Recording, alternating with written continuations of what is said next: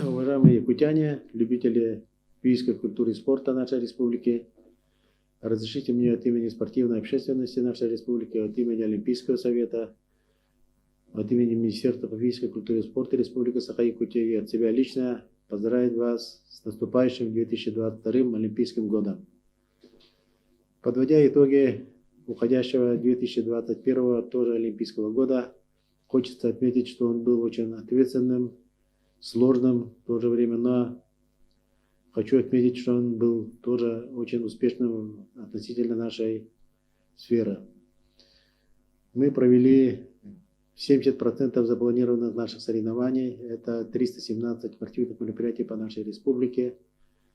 Это участие на всех запланированных российских международных спортивных мероприятиях, вплоть до участия на Паралимпийских и Олимпийских играх. Я хочу отметить успешность наших спортсменов в завоевании спортивных наград официальных соревнований. В этом году мы завоевали 92 спортивные награды на официальных соревнованиях. Это чемпионат России, чемпионат Европы, чемпионат мира, Паралимпийские игры. Завоевали 68 золотых наград. Хочу отметить, что 50 наград – это золотые медали чемпионата России, 3 золотые награды чемпионата мира и 17 наград – это первое место чемпионата Европы. Поэтому хочу отметить и еще раз поблагодарить наших тренеров, спортсменов, которые достигли высоких результатов, в честь которых играл гимн нашей страны. Уважаемые якутяне, хочу отметить, год уходящий, год ковидный, конечно, многому нас научил. Мы научились пользоваться цифровыми технологиями. Много соревнований и мероприятий мы стали проводить в онлайн-формате. Онлайн-формат нам позволяет сегодня проводить спортивные тренировки, проводить соревнования по некоторым удобным видам спорта.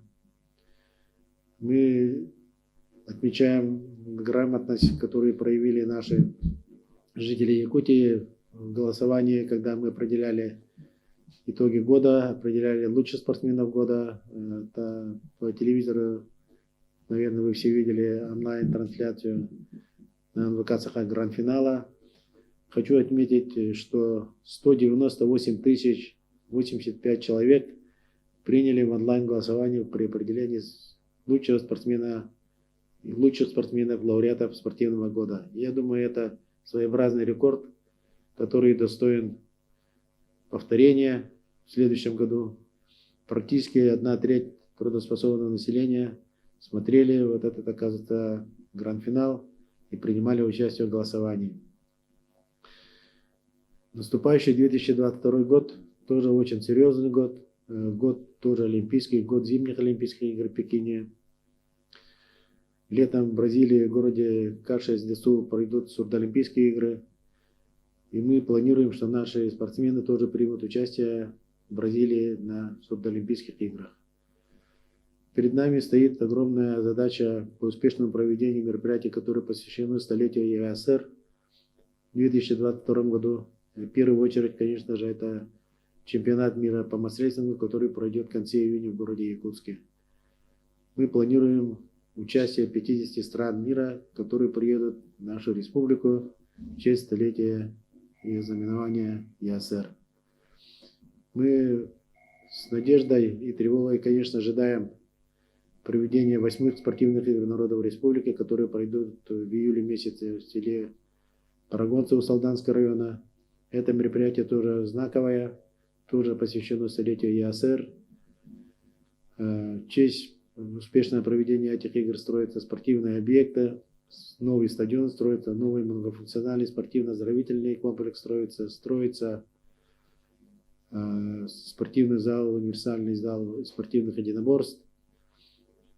Поэтому мы ожидаем, что игры должны пройти на высоком организационном уровне. Продолжается наша работа с федеральным центром по получению федеральных финансовых средств на строительство спортивных объектов, на проведение мероприятий по обновлению спортивного инвентаря.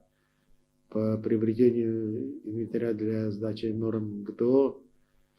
В этом году мы получим порядка 360 миллионов федеральных денег в 2022 году, а в 2021 году 65 миллионов федеральных денег мы освоили на 100%. Уважаемые якутяне, разрешите еще раз вас поздравить с наступающим 2022 Олимпийским годом, пожелать крепкого здоровья, удачи, успехов и благополучия.